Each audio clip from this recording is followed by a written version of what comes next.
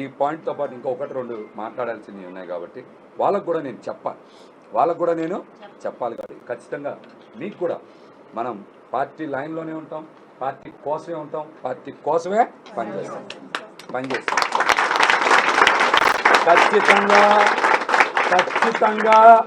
ఖచ్చితంగా జనసేన పార్టీ తరఫున పోటీ చేసి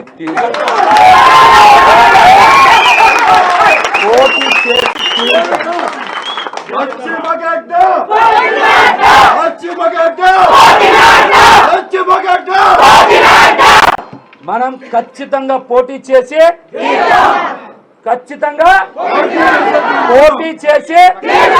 పోటీ చేస్తాం.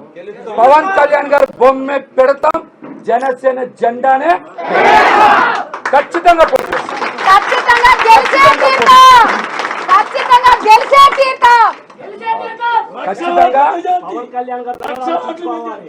ఖచ్చితంగా పోటీ చేస్తాం. 22 మంది మీద కేసు పెట్టించుకున్నాం. ఇలా మనం ప్రతి పోరాటం కూడా విజయవాడ నగరాన్ని వేదికగా చేశాం. పశ్చిమ నియోజకవర్గంలో బలమైన పోరాటాలు చేశాం. స్థానిక సంస్థల ఎన్నికల్లో బలమైన ఓట్ బ్యాంక్ సాధించాం. అనేక పోరాటాలు చేశాం. మనం బలంగా ఉండబట్టే కదా ఈ రోజున వైసీపీ అభ్యర్థిని కూడా ఇక్కడి నుంచి బదిలీ చేసుకున్నారు, వేరే దగ్గరికి మరి అట్లాంటి సందర్భంలో ఖచ్చితంగా జనసేన పార్టీకి పొత్తులో భాగంగా పశ్చిమ సీటు కేటాయించాలనేది మన విజ్ఞప్తి. పవన్ కళ్యాణ్ గారికి కూడా మనం విజ్ఞప్తి చేస్తా ఉన్నాం. మన ప్రెసిడెంట్ గారి మీద, మన పవన్ కళ్యాణ్ గారి మీద మనకి సంపూర్ణ నమ్మకం, విశ్వాసం ఉన్నాయి. పొత్తులో ఖచ్చితంగా మనకి సీటు కేటాయించాలి, అది మనం విజ్ఞప్తి చేస్తా ఉన్నాం. ఎందుకు కేటాయించాలి అంటే స్థానిక సంస్థల ఎన్నికల్లో బలమైన ఓట్ బ్యాంక్ సాధించాం, బలమైన పోరాటాలు చేశాం, వైసీపీని తట్టుకొని ఇక్కడ నిలబడ్డాం, అనేక కేసులు పెట్టించుకున్నాం.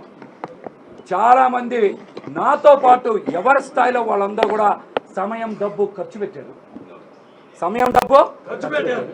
ఖచ్చితంగా మనం ఈ సీటు మనకి పశ్చిమ సీటు మనకి కేటాయించాలని పవన్ కళ్యాణ్ గారికి విజ్ఞప్తి చేస్తాం. ఖచ్చితంగా కేటాయించాలి.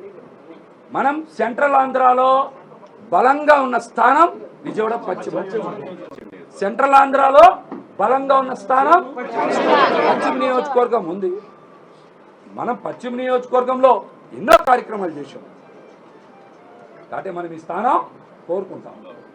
ఎన్నో ఇబ్బందులు ఫేస్ చేశాం, ఎన్నో కేసులు పెట్టించుకున్నాం, పోలీస్ స్టేషన్లు చుట్టూ తిరిగాం, ఇంట్రాగేషన్లు ఏ రోజు